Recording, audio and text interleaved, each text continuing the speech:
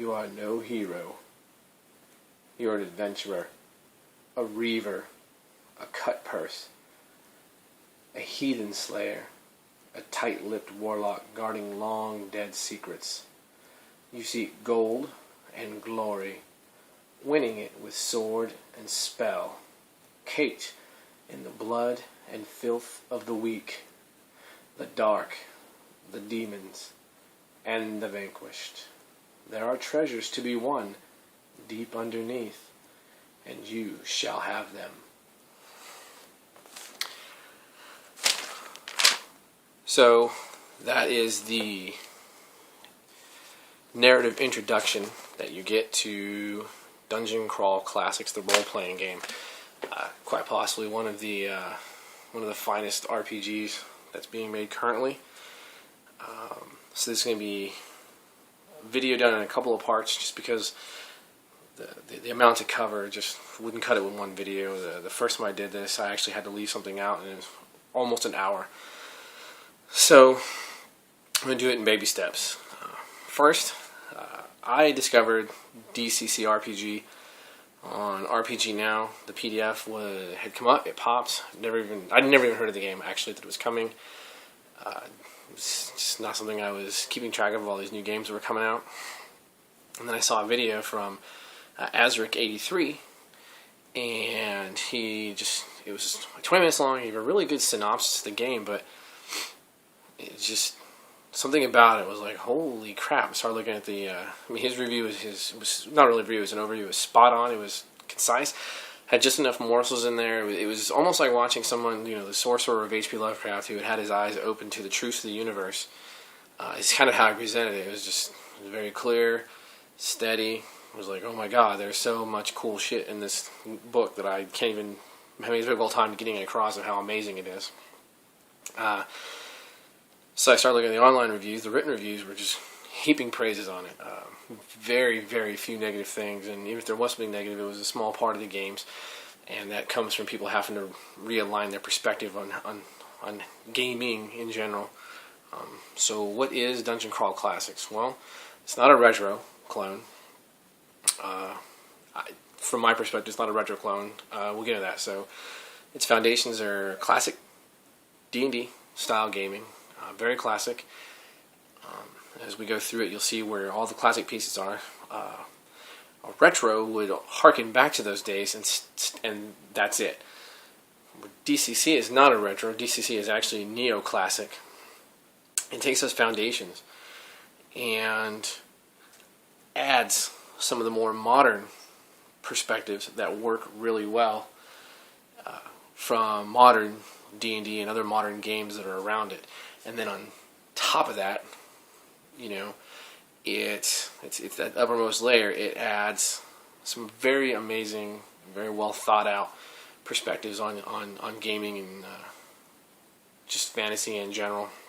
And that would be the magic system and how it works. Just amazing, just crazy good of what Goodman Games did. Such things from Goodman Games. I'll have a link below for that. You can get the PDF at Drive-Thru or RPG Now, and you can order the book. They actually have the regular hard copy. They have a limited edition cover that I actually just ordered that, so now I have 2 copies of a book. It's $60 a pop.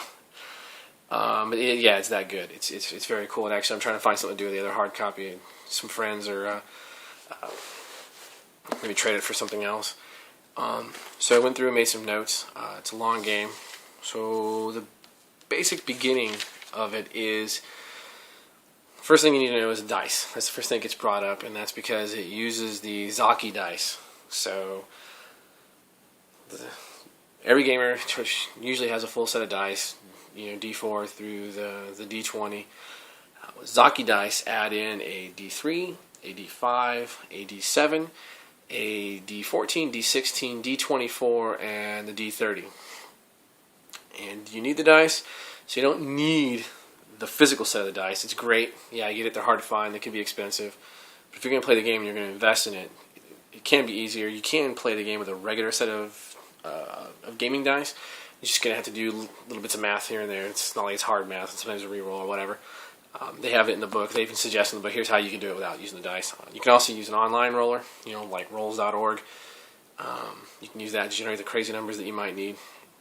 There's also on Purple Sorcerer Games, they have online, they have a roller that you can use, and the links will go in there for Purple Sorcerer Games. And they also have apps for both Android and the iOS platforms, and you can stick this on your phone or your tablet or whatever and use it on the go. And it's not just dice rolling. It actually has some of the other tables in the game that will help you generate results, and you can actually, it speeds up the gameplay a little bit if you're kind of curious. And if you don't have, obviously there's some charts and tables and you don't have them memorized, and this adds some rapidity to what you're doing. So why do we have all these crazy dice? Why do we have a D24 if we have a D20? What's up with that? So what happens is the dice have a dice chain, and most games will say, well, you're -4 to this, you're +4 to that, and so you still have modifiers in the game. You'll still have +1s, +2s here and there. But what they do is to affect something that's very difficult for you or very easy for you, you change dice. So we'll get into it. If at certain points in combat, with certain styles of combat, you're not rolling a D20 for initiative anymore. You're actually stepping down to a D16. If you're a wizard or an elf, you can focus on a certain type of magic. You go to a D24 to roll your spell checks. You increase your chances of success. And so that's what the dice chain is for. It's a very cool effect. It can be utilized extremely well, and it communicates to the players rather than saying, no, you can't do this, or this is that. You can say, look, here's the chance based on your class, the situation, whatever circumstances there are. Here's how difficult it's going to be to you. It's a DC 13, but given the circumstances, I'm going to need you to roll a DC 16 with the bonuses. Go. And it's that level of tension where you're like, oh my god, all right, I get it. This is going to be might be an extreme case. So that's what the dice are used for. So yeah, the dice chain is crazy. It's really cool. It works well. Love it. Wouldn't change a thing about it. So one of the first things you're going to do is you're going to generate ability scores, and you're going to generate 3d6 down the line. 3d6, not any other silly ass combination of dice that you may have heard of. 3d6 down the line in order. 6 stats. The stats aren't exactly the same as normal D&D. You've got strength, agility, personality, stamina, intelligence, and luck. So basically synonyms for the standard D20 stats and Dungeons & Dragons stats. So you generate those. You're going to do that 4 times. So you have 4 sets of stats. And yeah, you might have an atrocious number in there. You're going to see a 5 in your gamer heart, especially if you're coming to this from different games like Pathfinder. Your heart is going to die inside a little bit because you're going to be like, a 5 won't let me win. Stay with it. Write it down. Don't change your stats. Don't reorganize them. As they roll out, you write them down. Okay. In Goodman Games, I actually said that it's right in the text, is that the play testing and everything that goes on is once you play the game once, that's all they want you to do is play it once, how they wrote it, in the spirit of the spirit of the rules. And when you make changes, they said that's actually the first place most people are going to make changes. They're going to not do 3d6. They'll maybe do 4d6, drop the lowest one straight down, or whatever. So what are the abilities? Like anything else, they have bonuses and penalties for certain activities assigned to them. The abilities come into play the most is for Spellburn. We'll get into that in the magic section. And then luck. And you make luck checks, right? So you want to roll under the score, right? Makes sense. The higher the score, the luckier you are. You don't want to roll a d20 and have to roll over an 18. It's ridiculous. You need to roll under your luck to represent your chance of luck succeeding. So luck checks. Luck is basically just the will of the universe aligning with you, how well it happens. But also, luck also can be burned at various parts of the game by anybody. And it can come back. It can increase through adventure, through doing heroic deeds, things like that. And there are 2 classes that their luck is dynamic. and we'll get into that when we get in the class section. So, what's next? Saving throws. Saving throws and also armor class, we'll do that, those two together. Those are also two of the more modern aspects of the game. Saving throws are reflex, fortitude, and willpower. Right? Easy, everything's concise, consolidated, it's easily understood. It's actually pretty cool. I like it. You don't need different saves for different categories. In fact, in the earliest editions of D&D, you had a save, a number, and that's what you rolled to save against all kinds of shit. So it's not too bad. Armor class is ascending, so your straight peasant standing there in his robes is armor class 10, and the guy in plate mail is going to be, up scope, armor class 18s and above, that kind of thing. Again, a more modern trapping, but it works well for the game, works well for what it is. So, you got your 4 sets of stats. Now you got your saving throws. What you're doing is you're making 4 0-level peons, right? And so you got your stats. Your saving throws are reflected by your stats, and there's also a +0 for being 0 level. Armor class is bare bones. There's no bonus unless you've got your agility stat. So the next thing you do is when the first Zaki die comes into play, that's the D30. You roll on your birth augur chart.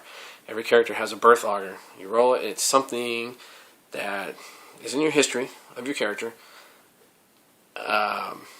that you are adding your luck boon to. You may get something that you don't even have luck for, so it doesn't matter. Sometimes they cancel out. Sometimes you'd be like, oh, this guy will be really good at casting spells. Well, he's also an idiot, and I'm not going to play, an int 5, wizard. Just not going to happen for a variety of reasons, and so that luck bonus never comes into play. So it doesn't matter. So you got your birth augurs, 1 for each of the characters. And again, you'll see it. It can be +1, whatever your luck is, adds into it. The next thing you do is you're going to roll occupation.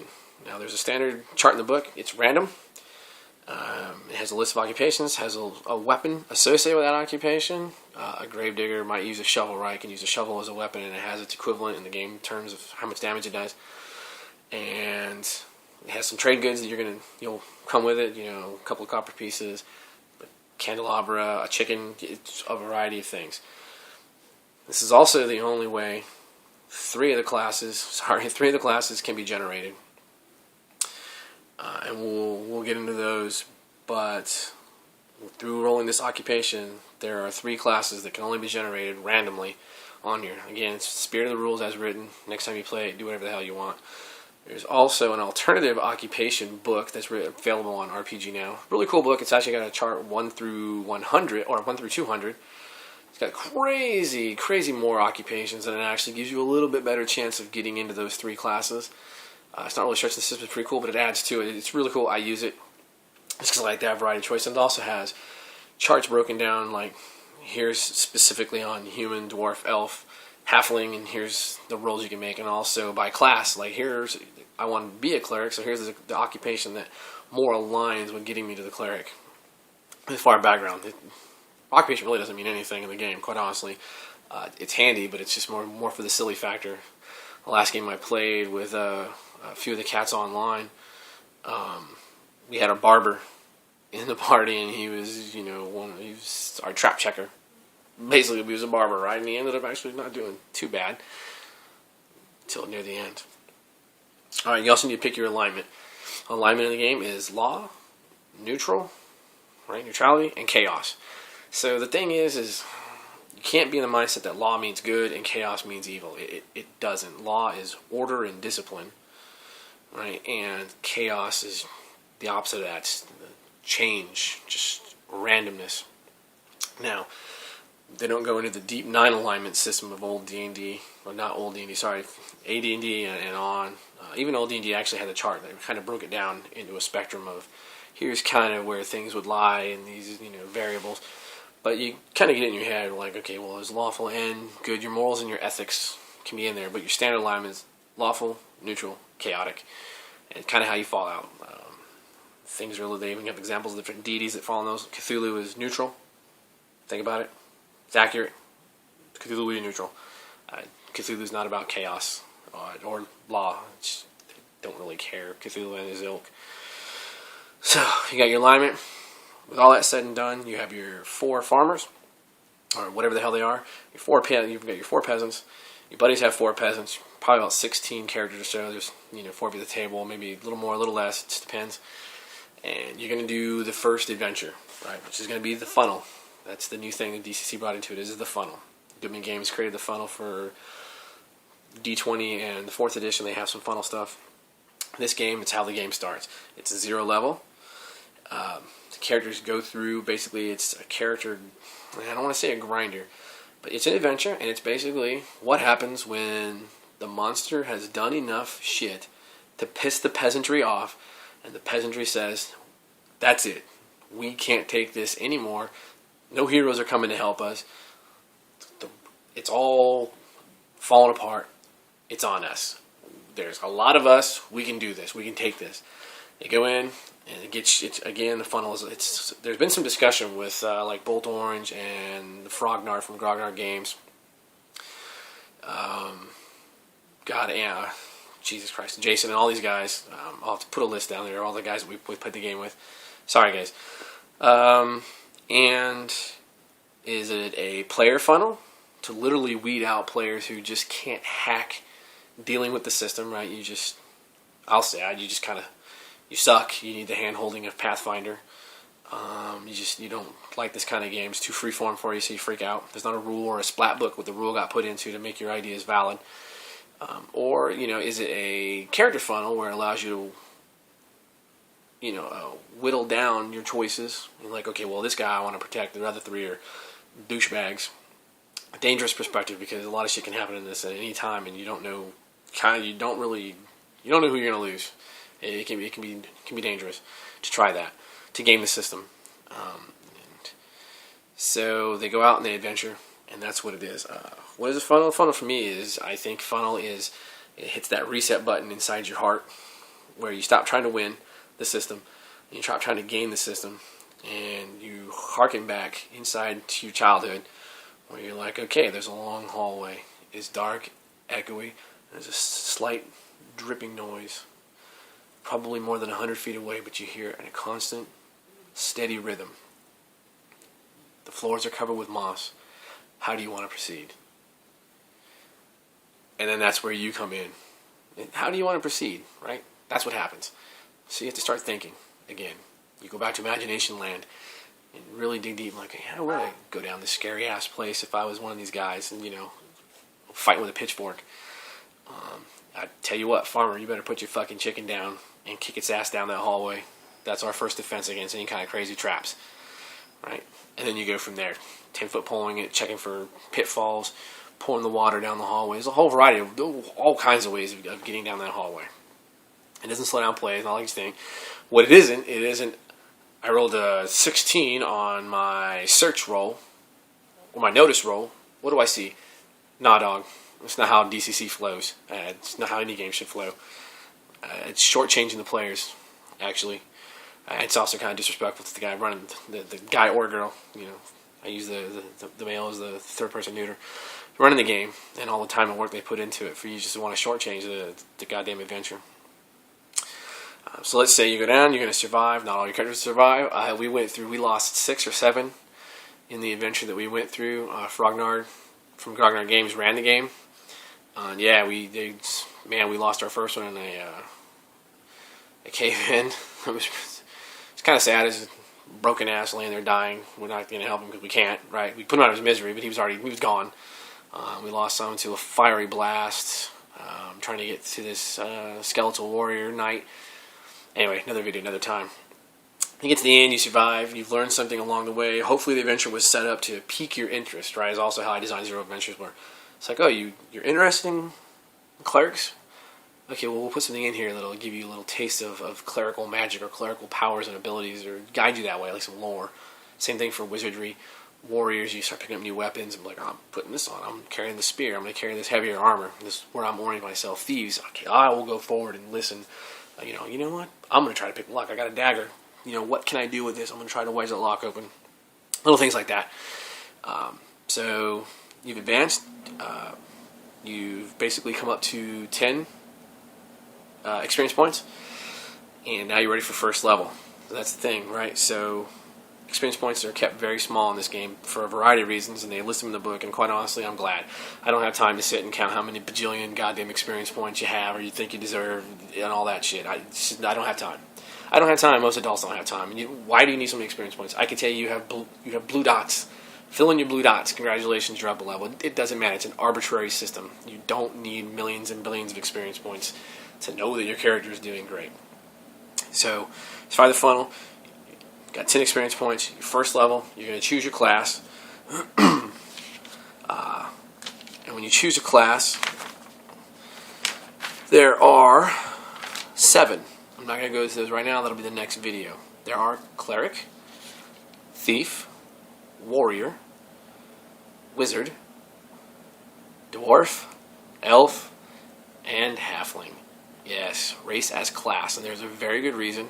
As we get into the classes, you'll see there's not only is it designed that old school mentality, right, classic D&D, but if you're a creative bastard, you actually can see why the classes work why races works as class.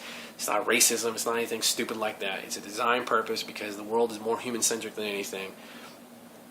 And when you dig deep, you understand, hey, I kind of see where this was coming from, and I get it. And I can create some pretty cool cultures and subcultures for the elves, dwarves, and halflings, and why an adventuring member of that race is the way they are. Are all elves in the little enclave casting spells?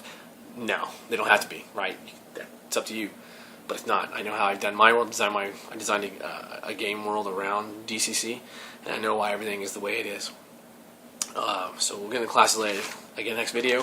But I can tell you what they have done is every class has some very cool abilities. They have taken that classic design and they have ratcheted it up, and they have set a bar far higher. Spellcasting is amazing and it's exciting. Being a cleric is fun. No one's going to not want to do it. It's pretty cool shit goes on with a cleric. Being a warrior, hands down, D20 wise, because this is really a D20 based game. D20 wise, this version of the warrior is the best version of the warrior I've ever seen. Hands down, I'm a fighter. It's awesome. I love what they do with the warrior. Very cool stuff. It makes it fun. It makes you want to be a warrior.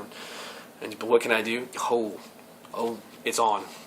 It's on. Wizards, if you like magic and you like power, you play a wizard because they are crazy. Are they the quadratic wizard? No, there's no such thing as the quadratic wizard in this game. Not really. We'll get into that and why there's no such thing as quadratic wizards. Thieves are very cool. They did some pretty cool stuff with the thieves. They're pretty much like you want a thief to be. They're not rogues. You're a thief. You have thieving skills that will enable you to take things that are not yours. The dwarves, halflings, and elves are amazing. They are a lot of fun. They did some cool stuff. Every single one of them, every single class, not just those 3, man, are amazingly detailed, well thought out. The things they bring to the table are very, very cool. So it's like this intro video, and I'll do a video next on the classes, and then I'm going to do a video on the skills, combat, some of the gear. We'll talk about equipment because it actually has an impact on the game. It's not just a set of charts and gold piece numbers next to it. And in the last video, we'll probably talk about magic. That's really going to need its own video. And I hope you enjoyed it. Thanks a lot. And again, it's a great game. Very cool. And I definitely appreciate Aaron for you doing the time, doing that video you did. It really set me on a course and kind of opened my eyes and my heart back up to some pretty cool shit that I thought I had lost forever. Thanks, guys.